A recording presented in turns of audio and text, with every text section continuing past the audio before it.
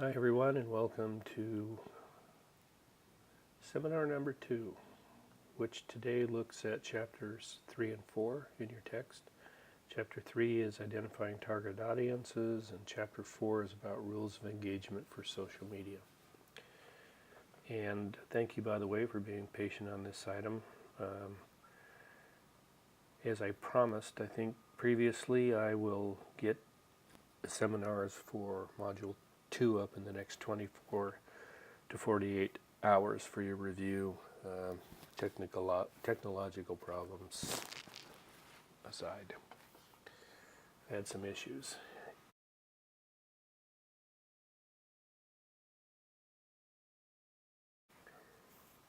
In any case, one of the mainstays or cornerstones of marketing for the last several decades has been the identification of a target market. Too often, or whenever actually, you hear somebody say, well, my market or my target market is everybody. That's just far too general. It's rarely true.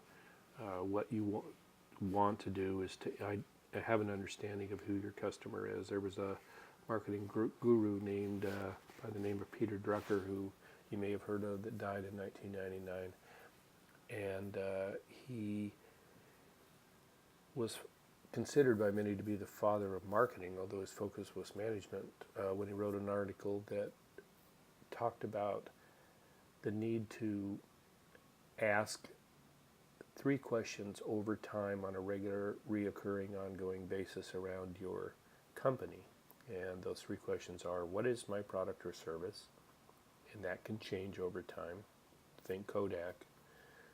They actually invented the digital camera and sold it off, and then it ended up putting them out of business. Then, who's my customer? That's the cornerstone of consumer behavior. And then, what is my value proposition? So what the internet and big data has done, and social media as a more recent component of that, has allowed businesses to do, is to finally define various potential or existing target audience for the different products or services that a business either provides presently or could provide over time as fits of their existing business model. So one of the things that we hear about presently is this term of personas, where that your particular existing customer or potential customer has certain characteristics. They're often demographic related, sometimes some geographic considerations. So they're defined demographically, often by age and income and gender, and maybe they're technological constraints. They might be physical, logical impairments, and definitely the consequential needs and wants as related to their persona. So you might be selling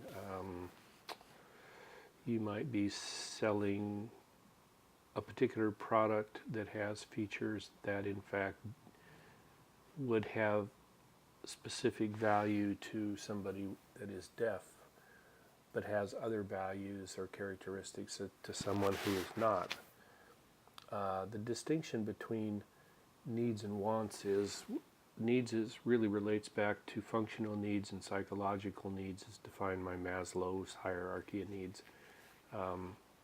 And so we have these needs like food, love, intimacy, recognition. If you think back, you should have all been exposed to Maslow's needs at one time or another, but basically we have these needs, and what marketers try to get us to do is to want their product to satisfy a particular need.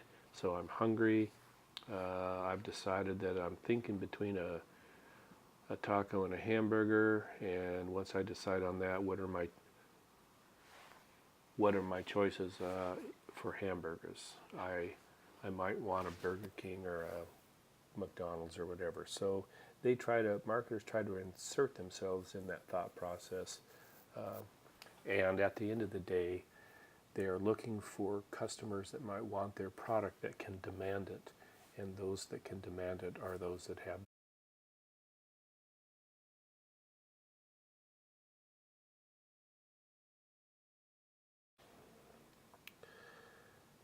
So that relates pretty much to this slide where you have personas with a need. What we're looking for is those with a need that the product being marketed satisfies. They have enough money to purchase it, and that hopefully on an ongoing basis they would want to receive additional information, which again the internet is wonderfully suited to do on a very cost-effective basis for mass numbers in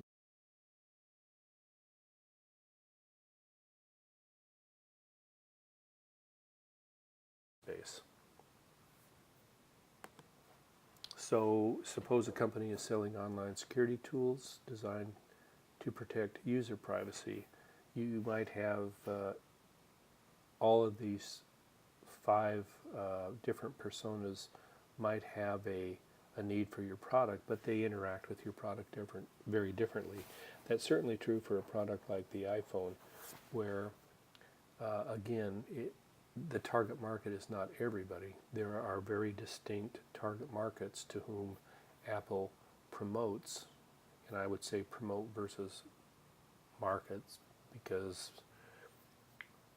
you're really talking about advertising and such, and not marketing is something else. It's a broader topic. So when you get to the point where you have these personas, you really want to know how to promote to them. And if going back to either this example or the iPhone, as somebody who is over 60, I use that phone very differently than, say, somebody in their mid-20s or 30s. It has lots of different services that it can provide, but my age group and me individually probably uses it very differently, as I said, than somebody who's in their 20s or 30s. And so Apple should understand that, and when they want to resonate with a customer like me, they need to know the media and the messages to use.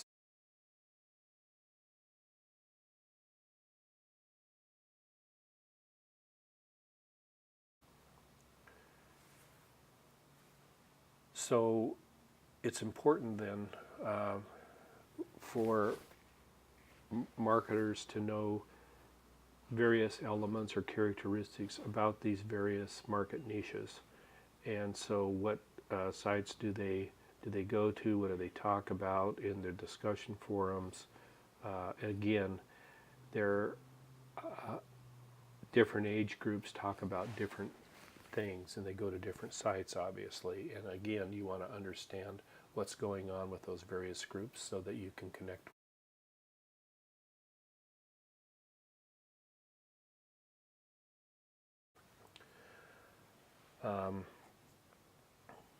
This is more about the same thing. What blogs do they read? What are their influential bloggers? What do they tweet? Who do they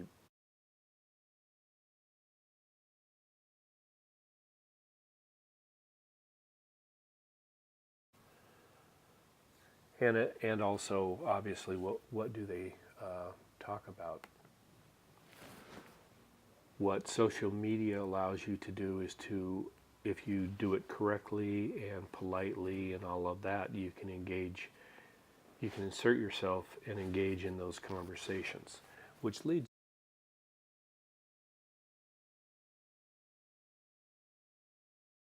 to a segue of what would be the rules of engagement for social media.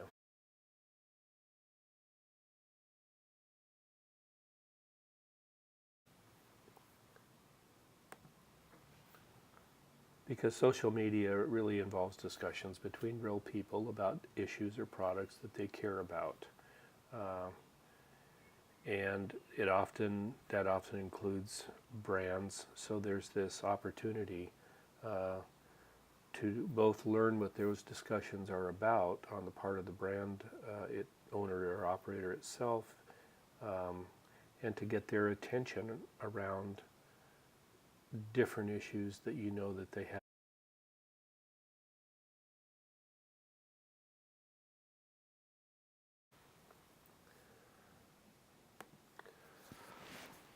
But this all raises the question of, should there be a protocol or a system of, let's call them manners, that you should consider in engaging with those people? Should you have some procedures in place?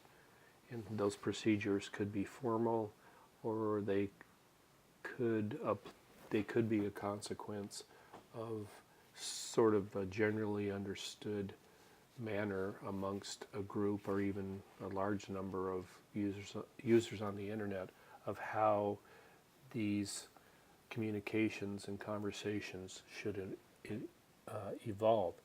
And so you have what's a couple of different categories of interruption marketing and permission marketing. And interruption marketing is probably best, let's say it's pop-ups, and it's really focused on selling something and catching your attention, whereas permission marketing is more about a request on the part of the customer for them to engage with.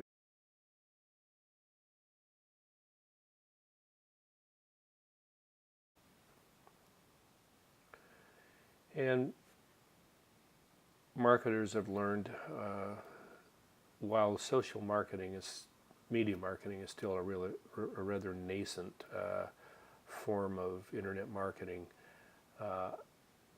everything indicates that people prefer, and it almost sounds like common sense, that businesses do better if they're authentic, transparent, and they show some courtesy in how they interact and connect with people that are on the net, because people don't like to be bothered and co-opt into something on a regular basis that just.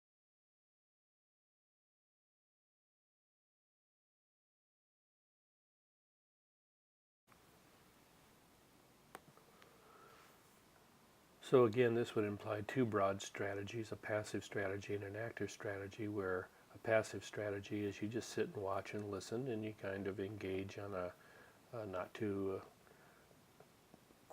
you engage on a quasi-assertive, but not an active, assertive, or even aggressive level. Whereas an active strategy, it's a little more assertive, and you're trying more probably scientifically and aggressively to identify these groups and to affect certain people who have certain characteristics that can be influential. I mean, your overall strategy is just a little more.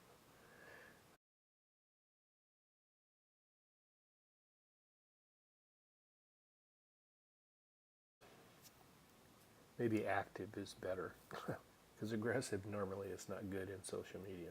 So active. There are certain rules of engagement that are in fact expected in many cases, so often should be formalized as a part of a company's policy. Don't be a dirty spammer. Stick to your promises. If around issues like security, have a personality, I think is a really good one. Be transparent, which is another word largely for honesty. Stay on topic.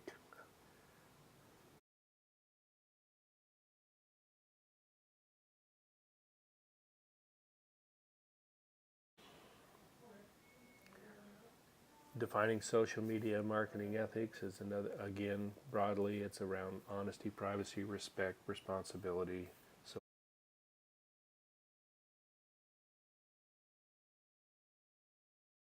when you take a global perspective of that, you have to consider culture, because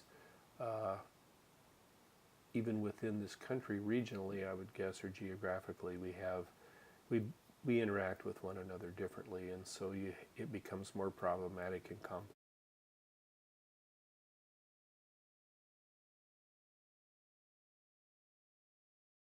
Now, this is my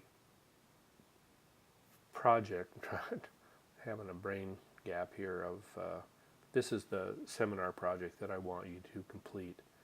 So it's a series. Just answer the questions that follow this particular slide. You can stop them as you go through this audio, and It's about Deepwater Horizon and how kind of BP did and maybe should have responded to that event. It's current because there's a movie out. You can take your time on doing it if you want to go watch the movie or something. So if you hand this in a little late, another week or so, that's fine with me. I will say though that I'll just give you one little piece of information because I've written around this, that they spilled about 7 to 8 million gallons, I believe, of oil. And this country uses about 8 million gallons of barrel a day. So over the course of, whatever that was, 60 to 90 days, they spilled less than a day's supply, which I think they should have somehow explained to try to put the scope and scale of it into context, but that's very dicey because you don't want to minimize your impact either.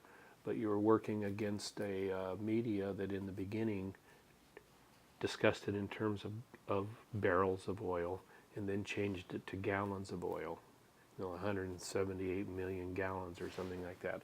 And so to me, that's just an interesting factoid that in total it was 7 and 8 million barrels over a period of a very, quite a couple of months. But at the end of the day, that was not even a half a day's supply of what this country uses. So I find.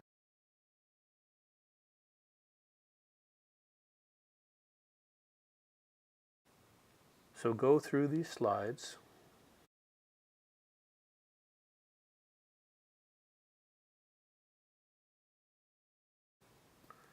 Tell me what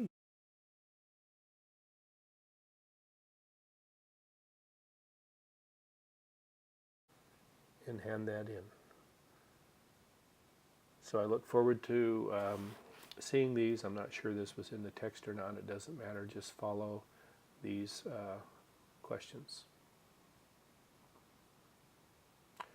And again, thanks for the patience. I look forward to reading your papers.